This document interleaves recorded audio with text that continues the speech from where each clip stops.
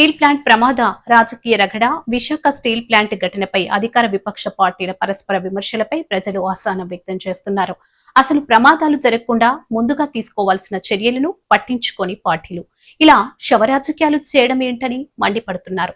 ఏ పరిశ్రమలో ప్రమాదం జరిగినా భారీ స్థాయిలో పరిహారం అందేలా చట్టాలు చేస్తేనే ఆయా కంపెనీలలో భద్రత ప్రమాణాలు పెరుగుతాయని అంటున్నారు.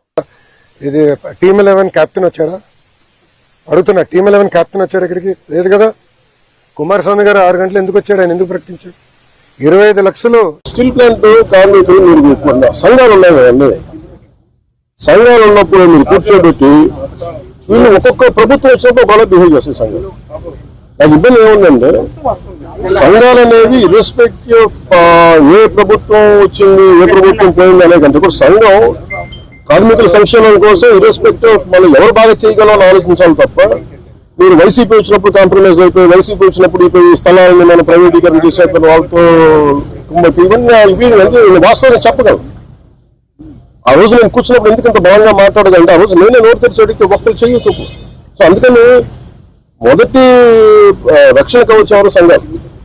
సంఘాలు ఈ పొలిటికలైజేషన్లోనో లేదంటే మన పార్టీ రాజకీయాల్లో పడిపోయి నిజంగా కార్మికుల సంక్షేమం ఎంతవరకు ముందుకు తీసుకెళ్లారని కూడా నాకు వాళ్ళతో కూర్చొని నేను మాట్లాడతాను. అసలు బోడీ నువ్వు ఇచ్చేదేందయ్యా బోడీ అని అడుగుతా ఉన్నా.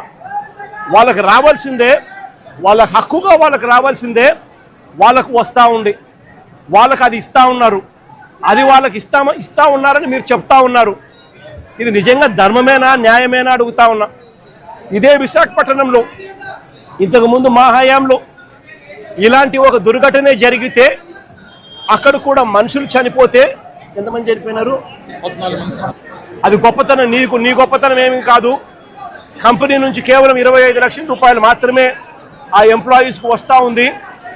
ఈ నేపథ్యంలో నేను చెప్తా ఉన్నాను, అయ్యా అప్పట్లో వైసీపీ ప్రభుత్వంలో ఉన్నప్పుడు ఏ రకంగా అయితే ₹1 కోటి ప్రతి కార్మికుడికి ఇచ్చి తోడుగా ఉన్న నేపథ్యం పరిస్థితులు ఏ రకంగా జరిగాయో అదే మాదిరిగా ప్రతి ఎంప్లాయీకి మేము ఇంతకుముందు చేసి చూపించినాం.